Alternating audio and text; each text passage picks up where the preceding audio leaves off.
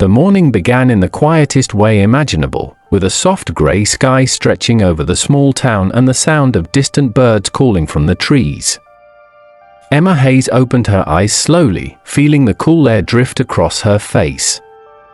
She lay there for a moment, staring at the ceiling of her tiny apartment, listening to the world outside waking up. Nothing about the morning felt unusual, yet something inside her sensed that this day would not behave like any ordinary day. She pushed herself up, rubbed her eyes, and walked toward the window. Below, the town was beginning its slow rhythm. Cars rolled down the street. A man walked his dog. The bakery on the corner lifted its shutters, releasing the warm smell of fresh bread into the air. Emma loved mornings like this. They felt simple, predictable, safe, but life has a way of changing direction when you least expect it. And sometimes it does so quietly, almost gently, as if knocking on the door of your life with a soft, polite tap. Emma had no idea yet that such a knock was already on its way. She walked into her small kitchen and prepared her usual breakfast. As she waited for the kettle to boil, she remembered the dream she had been having just before she woke up. It had been a strange dream, full of bright light and distant voices calling her name. She tried to remember the details, but they slipped away like water running through her fingers. When the kettle clicked, she snapped back into the moment.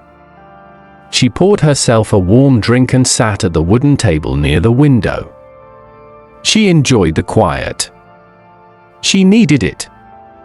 Her life had been heavy lately, weighed down by stress at work, pressure to meet expectations, and the nagging feeling that she was stuck in the same place, living the same routines, chasing the same tired thoughts day after day. She whispered to herself, "Something has to change." She did not know why she said it. It came out naturally, as if her heart had spoken before her mind had a chance to think. After finishing her drink, she got ready for work. She chose her favorite blue sweater, the one that made her feel confident even on difficult days. She tied her hair back, looked into the mirror, and tried to smile. The expression felt forced, but she kept it anyway. Sometimes a smile can become real if you hold it long enough. When she stepped outside, the cool air greeted her like an old friend. She took a deep breath and started walking toward the bus stop. Leaves scattered along the sidewalk, dancing in the light breeze. The world felt calm, peaceful.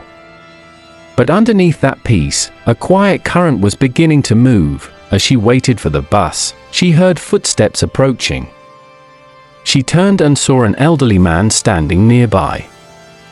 He wore a long coat, a wool hat, and carried a brown leather bag that looked older than both of them combined. His face was gentle, lined with stories, and his eyes held a depth that made Emma want to look closer. He nodded at her and smiled. "Beautiful morning," he said. Emma returned the smile. "It really is." The man studied her face for a moment, almost as if he were searching for something. Emma felt a little nervous, but his gaze was kind, not strange. "You seem troubled," he said softly. "Long night?" Emma blinked. "Was it that obvious?" He chuckled. "Most people don't notice, but I've had enough mornings in my life to recognize a tired soul when I see one." She didn't know why, but she felt safe talking to this stranger. "I guess I've been feeling stuck lately," she admitted. "Just trying to get through the days." The man nodded, as though he understood every word. Then he said something that made Emma pause. "Sometimes life steals your spark without you realizing it. But the good news is, it only takes one moment to get it back." She felt the word settle deep inside her, warming her in a way she couldn't explain. "What kind of moment?" she asked. He smiled again, this time with a hint of mystery. "You'll know it when it arrives." Before Emma could ask another question, the bus pulled up. The man stepped aside, allowing her to get on first. When she turned around to look at him again, he was no longer there. She searched the sidewalk but saw only the drifting leaves. It was as if he had disappeared into the morning air. The bus ride was quiet. Emma stared out the window, replaying the man's words.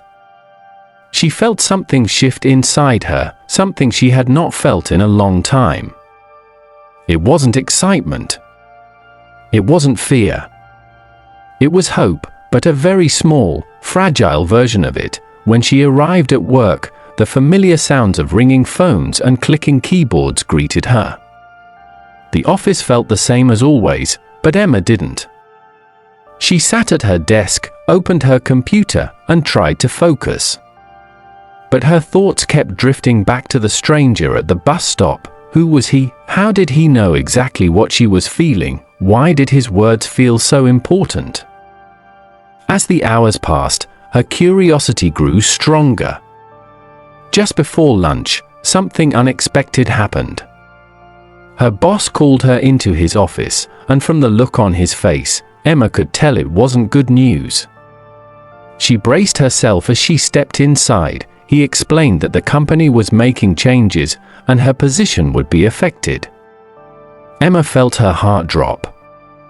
She listened to every word, but they sounded far away, like echoes bouncing off the walls.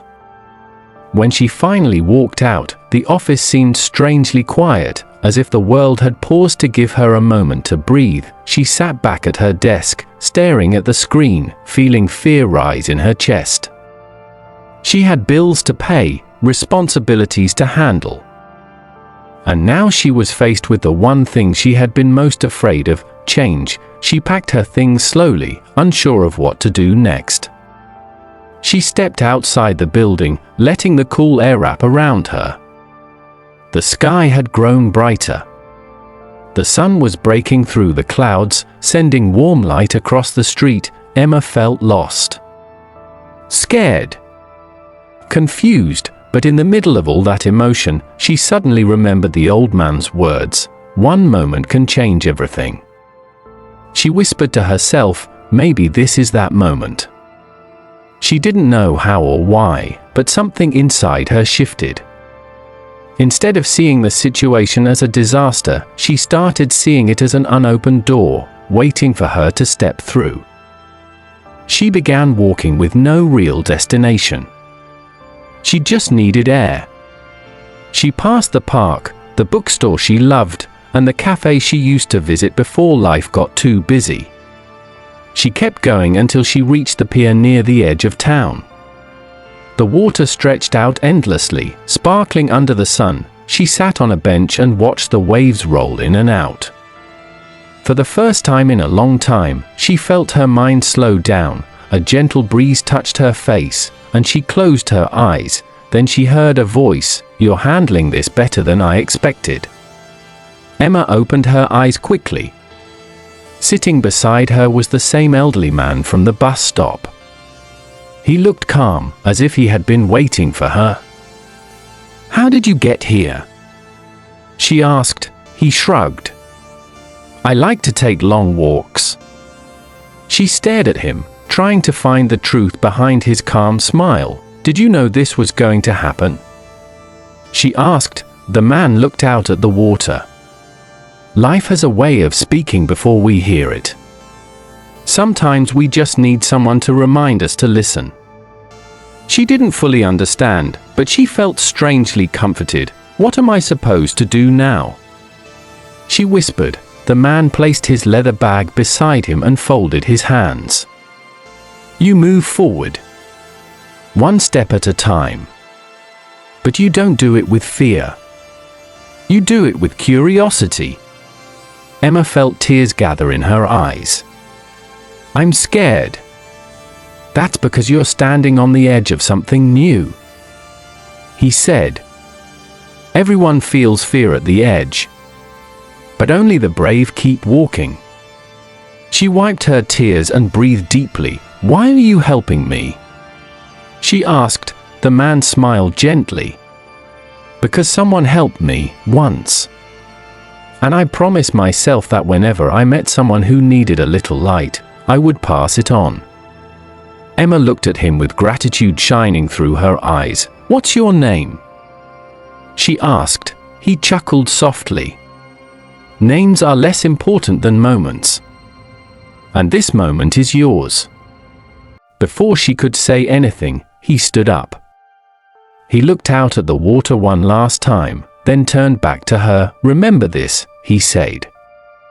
"The day everything changes is not the day the world shifts. It's the day you decide to shift with it." With that, he walked away, slowly disappearing down the pier. Emma watched him until he was out of sight. She felt different now. Stronger. Braver. A small spark inside her had come back to life. She stayed at the pier for a long while, letting the wind play with her hair, letting the waves fill the silence, letting her heart settle into this new version of herself. And then she stood up. She didn't know exactly what her next chapter would look like. She didn't know where the path would lead. But she knew one thing for certain: this was the day everything changed. She took a deep breath, lifted her chin, and walked forward with calm determination. The world suddenly felt wider, brighter, full of possibility, and for the first time in a long time, Emma felt ready to live again.